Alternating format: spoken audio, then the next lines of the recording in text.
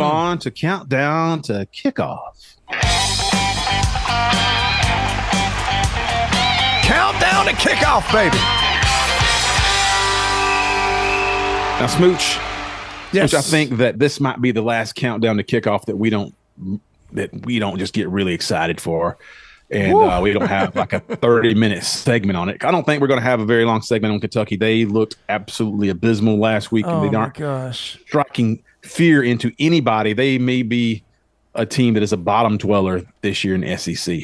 Yeah, Troop, when we originally decided to do, the countdown to kickoff segment, because we liked it so much, we thought, well, we don't need to do one for Tennessee Tech, but we'll start it the next week, which was Kentucky. And we had no idea the turn Kentucky would take. And so that game was painful to watch. We can jump into it a little bit, but I'm just really hoping a bounce back for Kentucky, that they can find whatever it was, because that was actually painful. Their offense, it was hard to watch.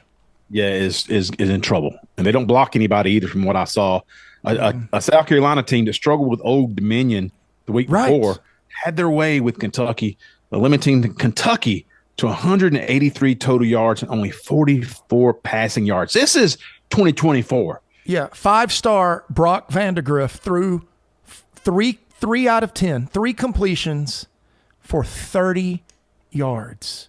And just to let you know how bad really South Carolina won 31-6. Just how bad South Carolina is. They only had 13 first downs themselves. And Kentucky only had 13 first downs. So there was not much to be excited about watching this game. Kentucky turned the ball over twice, and South Carolina once. Just not a very aesthetically pleasing game. And statistically, I hate to do this to our buddy Brock Vandagriff, but it's true. Yeah. He was 3 for 10. And he was a starter. 3 for 10 for 30 yards, like you said, and 1 pick, 4 sacks. And he's a mobile quarterback. So that tells you that their offensive line was terrible. Now, South Carolina does have a playmaker. He's a freshman, though, a defensive end, and Dylan Stewart. But that shouldn't just totally wreck your offense, not one player in the SEC. It shouldn't, not unless he's a Hall of Fame level defender. Yeah, well, first of all, I'd like to welcome Dylan Stewart to the Georgia Bulldogs next season. I hope so. Yeah, he looks great. He looks really good. He looked like a man-child. But he looked just like a Georgia Bulldog would look. He looks just like a Bulldog. He does. I've never seen Kentucky is usually a fundamental, hard-playing team. I have never seen a Stoops team with this bad of an offensive line. It wasn't even bad to the point where they can fix some things and play better. It was incompetent for SEC football. The line, and look, we love Brock Vandagriff, and we were looking forward to him playing for the Dogs, but he never got started. He never did. Now, I'm not saying that's all on the line. It's probably equal. But it just looks so out of sync and so bad. Kentucky has one of the fastest men in the country. Most people don't know that. But go back and Google Berrien Brown highlights at some point and watch how fast this dude is. 0 targets, Troop. He didn't have a pass thrown to him. They never got in sync. For the first time in Brown's 27-game career, no catch. And so they never got there. The offense looked flat. The defense looked unimaginative. And it just never happened. It was painful. And you messaged me this earlier today. We were like, okay, this is where the hard stuff starts. Looking at the season going into this week, this is it. This is where we get down and dirty SEC time. And a dud like that really takes some of the wind out of our sails. But who knows? It's SEC. Anything can happen. Well, it should have been a red flag when Kentucky opened their season up with Southern Miss at home, and then they won 31-0, Smooch, but they only had 300 total yards. They only had 169 yards through the air, and 150 yards rushing, but just not a very. Their offense looked like it was going to be stagnant even in that game when you play Southern Miss, and then you follow that up with playing an SEC team who is a bottom third SEC team, just to treat you that way. So it's going to get tougher because they're walking into deep waters this coming weekend. And Yeah. And it's going to be a night game in Kentucky, so that'll be fun. Maybe that'll give them some juice. But if they got roster problems like it looks like they got in the first 2 games, have bared that out a little bit, and we're seeing it. Georgia is going to be looking at that and taking advantage of it. And I hate it for Brock Vandagriff. I just think they might need to have a backup quarterback ready to go. Yeah, well, he got pulled in this game in the fourth quarter, and I think we may see a quicker hook in this one if things don't go well. I want it to go well. I love Kentucky.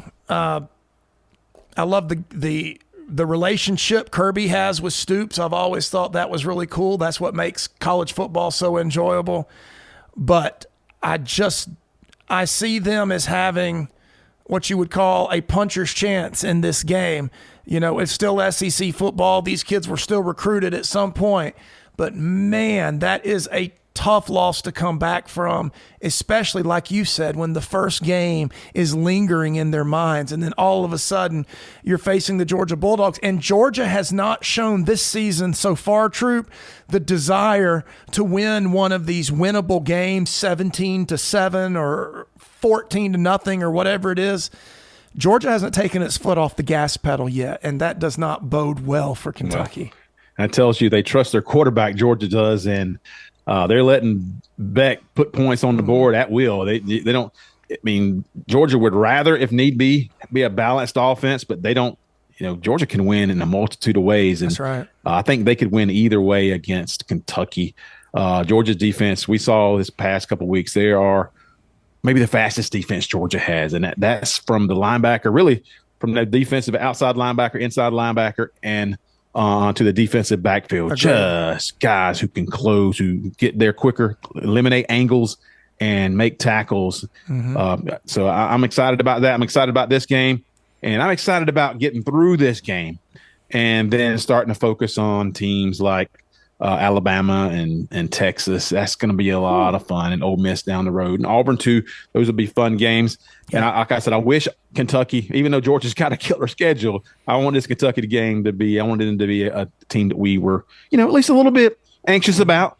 But right now, not too anxious. And I could say maybe Kentucky, if not for that first game, well, they did win 31-0. But looking at the statistics, they didn't dominate it at all. Yeah. But then maybe they were already kind of looking past. I don't see how you look past your SEC opener against South Carolina at home. Well, a couple of years ago, we went into Missouri and found ourselves in a dogfight. So anything can happen in the SEC. We found out Missouri was a dog, though. Missouri's a dog. Yeah, so that's why. Right, you're probably right. So we're going to find out how much dog Kentucky has Saturday night. Regardless, it'll be a night game in Lexington, and we're going to be excited to watch the Dogs get on the field and play and win their first SEC game of the year as this slate starts. And can't wait. It'll be the first step towards making that SEC championship. Yes, sir. And you got to win them all. Every one of them counts. I said they do now, especially. So no divisions this year. 2 best teams in the SEC go. So got to win those games. Close us out in the countdown to kickoff. Countdown to kickoff, baby.